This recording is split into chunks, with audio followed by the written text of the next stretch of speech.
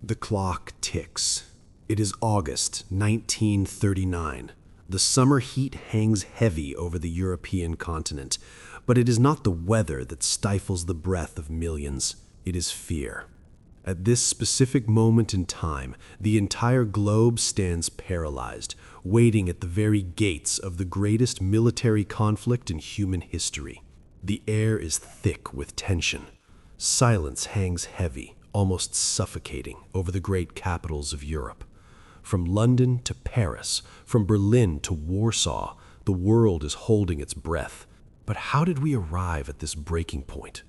What were the terrifying forces that conspired to plunge humanity into one of the darkest, most sinister phases ever recorded in the annals of time? To understand the darkness of this year, we cannot simply look at the present. We must look back. We must travel back to the beginning of the decade, to the early 1930s, and even before. We find ourselves in a time when the continent of Europe was still tending to the open, bleeding wounds left behind by the First World War. That previous conflict, known then only as the Great War, had raged for little more than 4 years, yet its impact was catastrophic. It was a war that had ruthlessly claimed the lives of tens of millions of people. It took soldiers in the muddy, rat-infested trenches, and it took innocent civilians in the starving cities. It was a slaughter so profound that it marked forever an entire generation of young men. They were a generation lost to the mud and the fire, ghosts before they even died.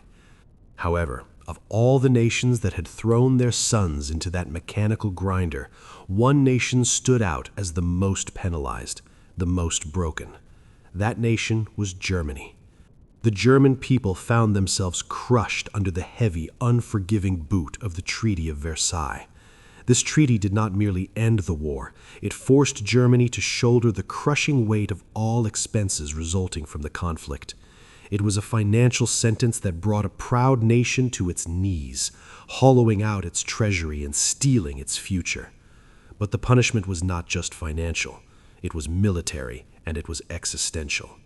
Germany was explicitly forbidden from possessing an offensive army. They were banned from designing, projecting, or constructing weapons of war.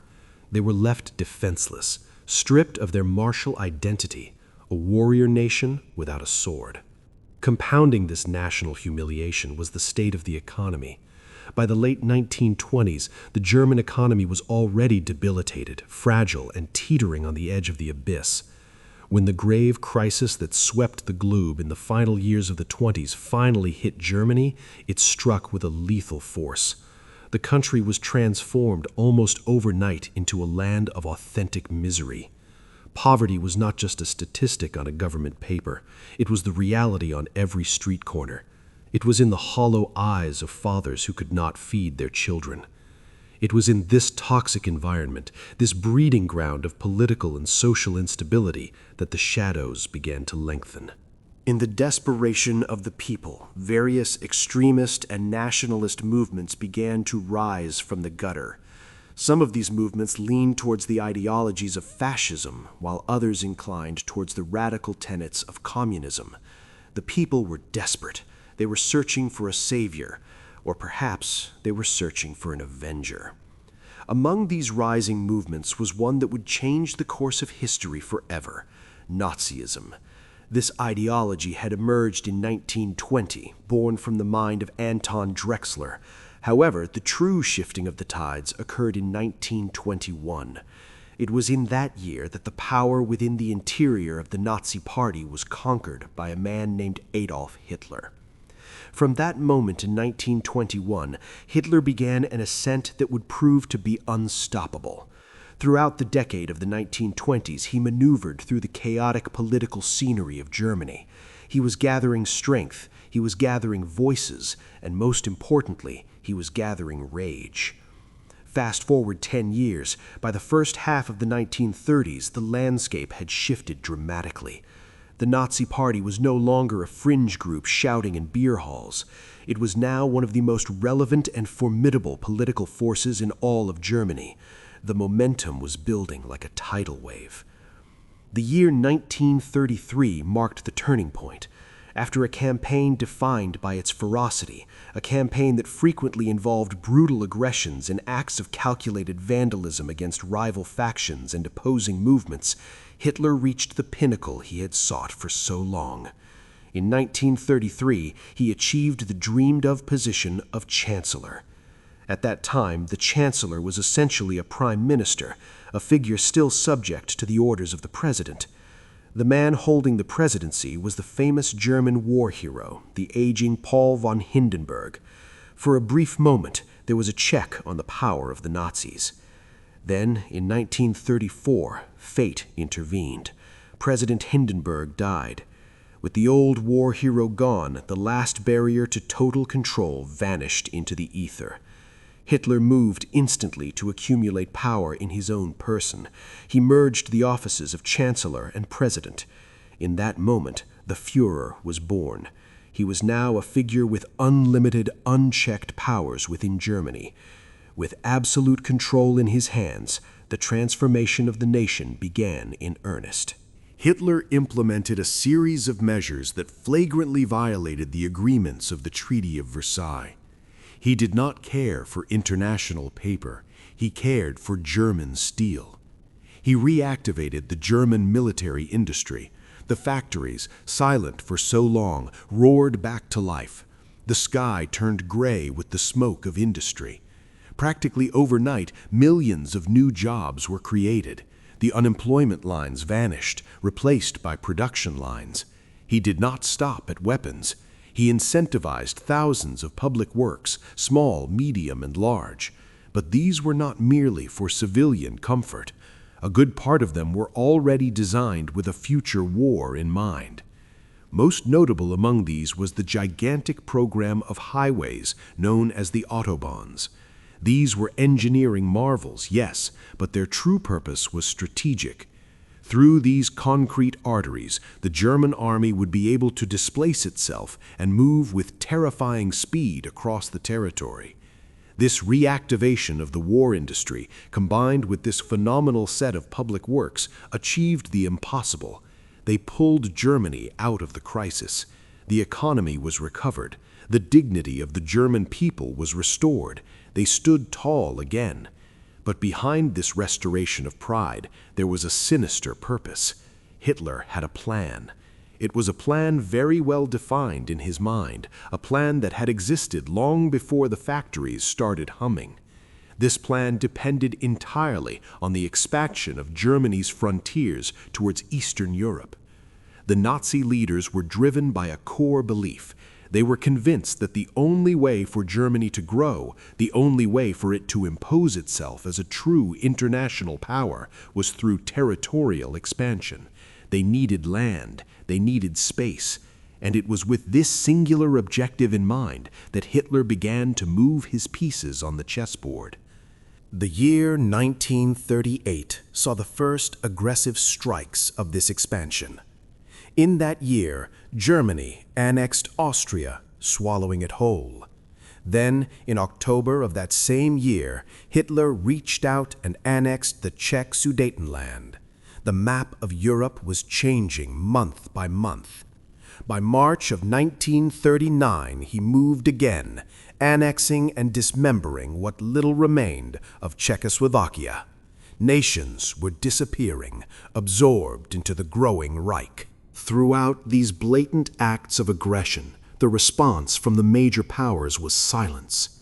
In all these previous situations, the leaders of Great Britain and France were complicit. They were connivant with Hitler's will and desires. They shouted, they kicked, they protested diplomatically. But in the end, they did absolutely nothing for Austria. They did even less for Czechoslovakia. Why did they stand by? The answer lies in the ghosts of the past. For the United Kingdom and France, the First World War had been too costly. The price they had paid in material terms, and more importantly in human terms, was too high to contemplate paying again. They were terrified. They did not want anything resembling that slaughter to happen ever again. And so they bent the knee. They did Hitler's bidding, holding on to the desperate hope that making some concessions would be enough to calm his expansionist impetus. But they were wrong. In reality, this appeasement had the exact opposite effect. Every concession, every silence only made the impression grow within Hitler. It solidified his belief that the British and the French were weak. He looked at them and saw nations that would do nothing to confront his maneuvers in Eastern Europe. By August of 1939, the stage was set. Hitler was ready for his next move. He was ready to invade Poland. He was absolutely certain, based on past experience, that the British and the French would once again stand aside and not interfere with his plans. But Poland was not the final destination.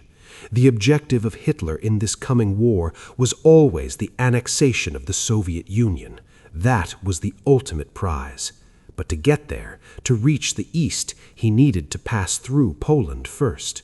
With the Polish nation destroyed, the path would be wide open for the annexation of the endless fields and vast resources of the Soviets. As the final days of August 1939 approached, Hitler had everything prepared.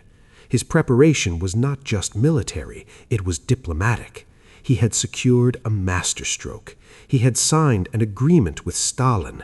In this shock move, Germany and the Soviet Union committed themselves not to attack one another. But there was a shadow protocol to this agreement. This pact also predicted the division of Poland between the Germans and the Soviets. This agreement, which would come to be known as the Molotov-Ribbentrop Pact, named in honor of the ministers of foreign affairs of both countries, was perfect for Hitler. It gave him the one thing he needed most: certainty. It gave him the guarantee that he would not have to worry in 1939 about another enemy in Eastern Europe other than the Poles themselves.